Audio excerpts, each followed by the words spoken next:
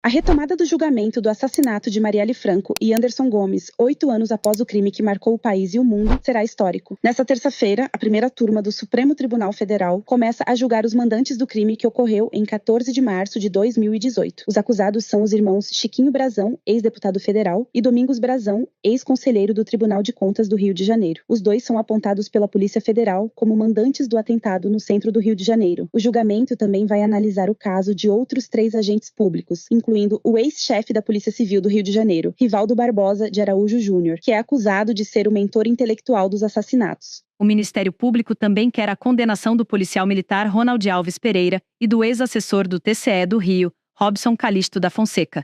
Segundo a Procuradoria, os irmãos Brazão devem ser integralmente responsabilizados por terem planejado e ordenado as execuções. A denúncia afirma que o crime teve como objetivo silenciar parlamentares que defendiam ideias contrárias às dos mandantes. Ronald teria atuado como partícipe, enquanto o delegado Rivaldo Barbosa teria dado suporte logístico ao crime e garantido que os autores não fossem punidos. A PGR ainda destaca que o grupo causou sérios danos urbanísticos ao rio por meio da grilagem de terras, favorecendo milicianos e prejudicando projetos sociais de habitação. O julgamento começa às 9 horas da manhã e será transmitido ao vivo aqui no canal da Mídia Ninja. O legado de Marielle segue vivo na política brasileira. A sua luta segue sendo honrada diariamente nos parlamentos brasileiros. Eu não tenho dúvidas, senhor presidente, que intervenções políticas em qualquer investigação causam prejuízos tremendos. A gente sabe, vivemos aqui numa situação limite no estado do Rio de Janeiro, diante das investigações do feminicídio político de Marielle Franco. Vocês vão lembrar, onde crime, política e polícia estavam reunidos, organizados, inclusive obstruindo as investigações sobre o assassinato de Marielle Franco. Nós não podemos ter memória curta. Se a população quer ter memória curta, se essa casa tem memória curta, eu não tenho. Foram 5 anos que mudou delegado na investigação do caso Marielle. Isso era no governo Witzel Castro. E ainda no governo Cláudio Castro, a gente ainda teve intervenção política na investigação do assassinato de Marielle Franco. Veja bem, senhor presidente, só depois de 5 anos e quando a Polícia Federal adentrou o caso, inclusive tivemos influência política na investigação do Ministério Público. As promotoras vieram a público dizer que tinha intervenção política. Então, diante disso, senhor presidente, diante do que foi e é o maior assassinato da história da democracia desse país, que é o assassinato de Marielle Franco, eu não posso achar natural que as investigações não prossigam. O caso está no STF por causa do foro privilegiado de Chiquinho Brazão, que foi eleito deputado federal no ano do crime. Mesmo preso desde março de 2024, ele só perdeu o mandato em 2025 e por faltas. A acusação de assassinato não foi considerada na cassação e seus direitos políticos foram mantidos. A decisão é assinada pelo presidente da Câmara, Hugo Mota, pelo primeiro secretário, Carlos Veras, que é do PT, e pelo segundo secretário, Lula da Fonte. Apesar de perder o mandato, Brazão segue elegível. Um escândalo. A deputada Sâmia Bonfim afirmou que é uma vergonha Chiquinho Brazão não perdeu seu mandato por ser acusado de mandar matar Marielle, mas por faltas.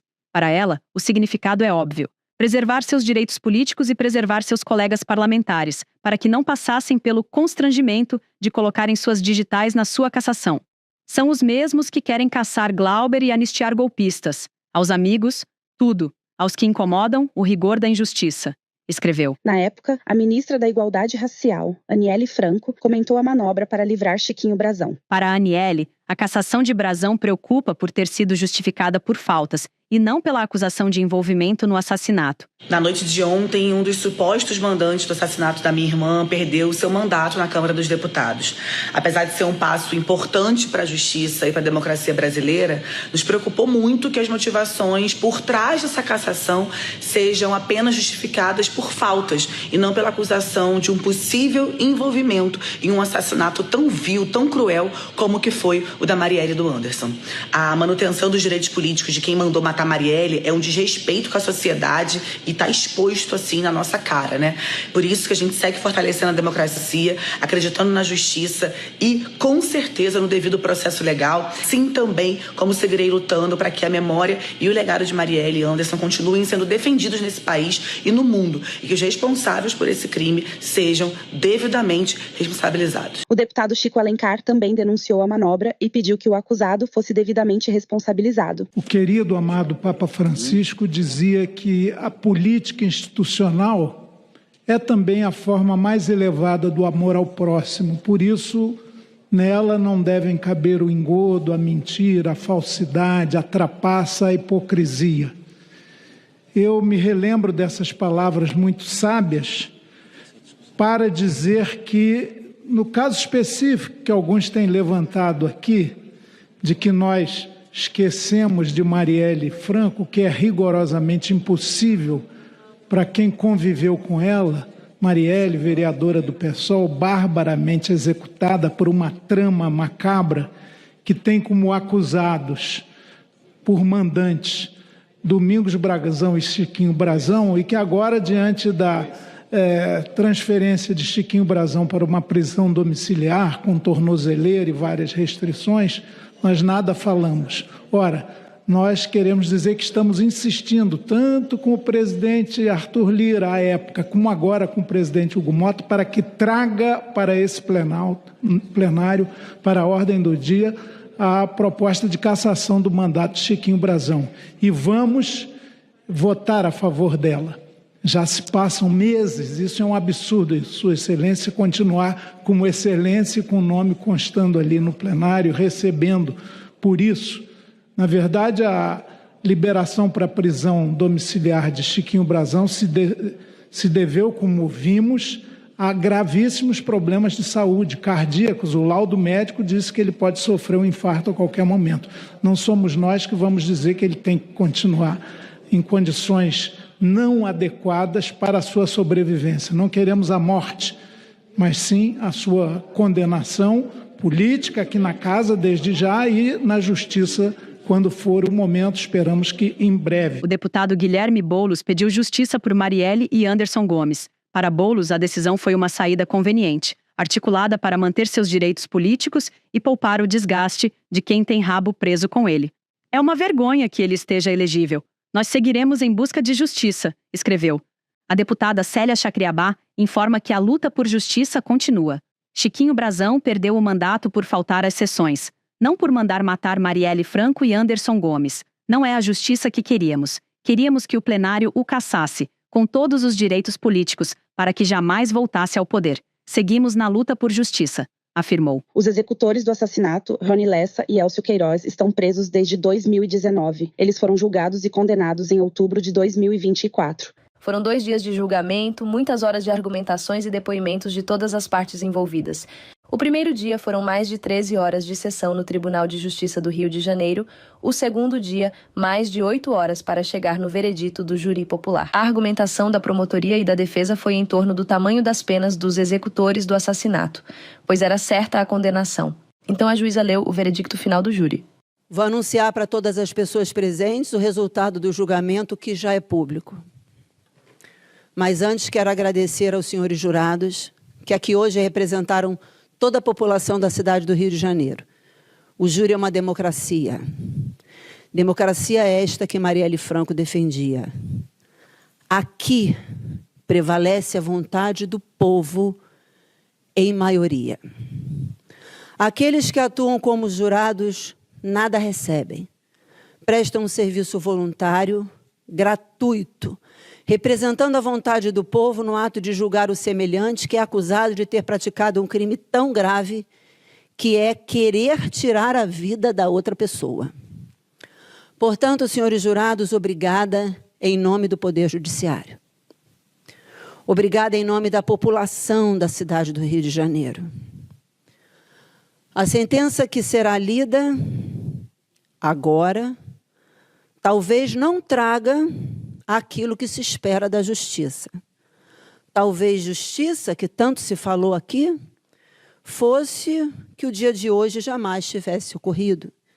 Talvez justiça fosse Marielle Anderson presente, como se justiça tivesse o condão de trazer um morto de volta.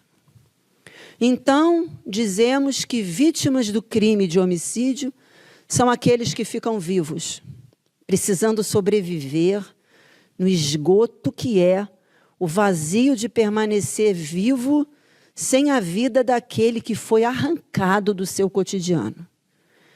A sentença não serve para tranquilizar as vítimas que são Marinete, mãe de Marielle, Aniele, irmã de Marielle, Mônica, esposa de Marielle, Luiara, filha de Marielle, Ágata, esposa de Anderson, e Arthur, filho de Anderson. O homicídio é um crime traumatizante. Afinca no peito uma dor que sangra todo dia. Uns dias mais, uns dias menos, mas todos os dias. A pessoa que é assassinada deixa uma falta, uma carência, um vácuo que palavra nenhuma descreve.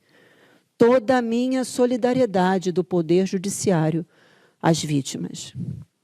A sentença que será dada agora, talvez também não responda à pergunta que ecoou pelas ruas da cidade do Rio de Janeiro, do Brasil e do mundo. Quem matou Marielle Anderson? Talvez ela não responda aos questionamentos dos 46.502 eleitores cariocas que fizeram de Marielle Franco a 5ª vereadora mais votada na cidade do Rio de Janeiro nas eleições municipais de 2016 e que tiveram seu direito de representação ceifado no dia 14 de março de 2018. Todavia, a sentença que será lida agora se dirige aos acusados aqui presentes. E mais, ela se dirige aos vários Rones e vários Élcios que existem na cidade do Rio de Janeiro, livres por aí.